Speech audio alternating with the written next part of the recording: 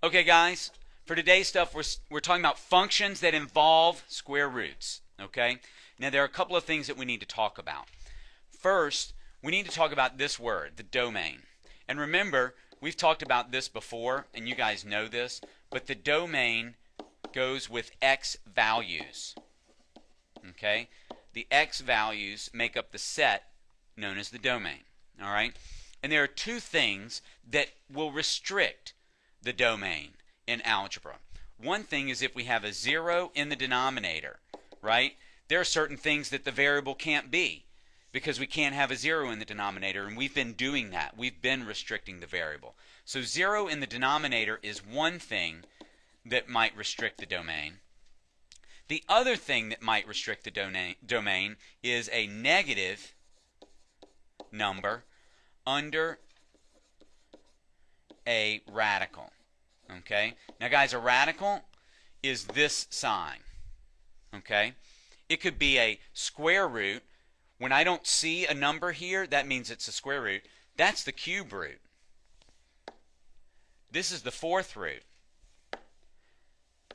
This is the fifth root. That means what number multiplied by itself 5 times equals the number underneath there. Okay? But that little check symbol, this thing is a radical. And we cannot have a negative under that radical because we won't get any real number answers. Okay? Because the square root of -9 is not -3. And it's not 3. Okay? It's an imaginary number. And we'll talk about that more in advanced algebra than we will today. Okay? Today, all we're looking for are real numbers. So let's look at this first example. This first example says, find the domain of y equals 2 times the square root of x. Now, guys, once I see the square root, a variable under the square root, I have to figure out what its domain can be. All right? So I'm looking at this x.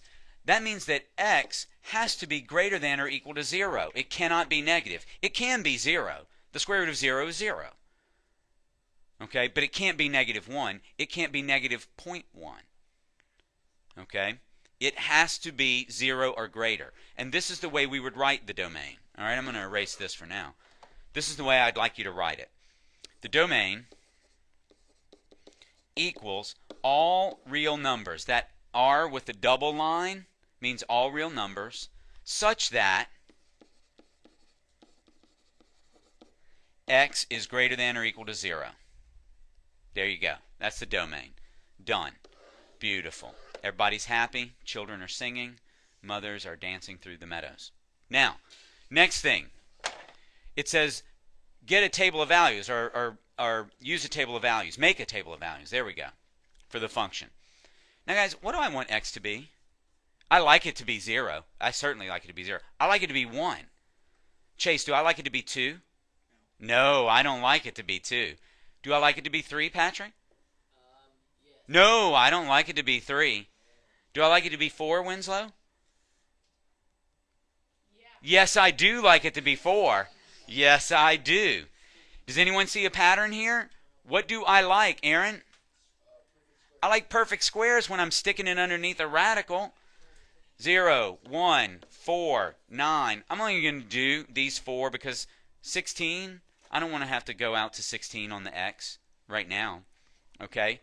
So when I plug in 0, I'm going to get the square root of 0 is 0 times 2 is 0. I'm just plugging it in. When I plug in 1, what do I get there, Mark? You get 2. 2. Thank you very much. That's correct. David Horsfield, when I plug in 2, what do I get? 4. I'm sorry, when I plug in 4, what do I get? 4. I get 4. Well done. And when I plug in 9, James? 6. Very good. All right?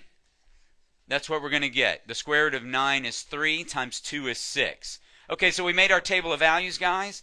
And you're going to notice that example number 2 is asking us to use that table of values. So I'm going to copy it and put it on example number 2, and we'll graph from there. All right? See you there.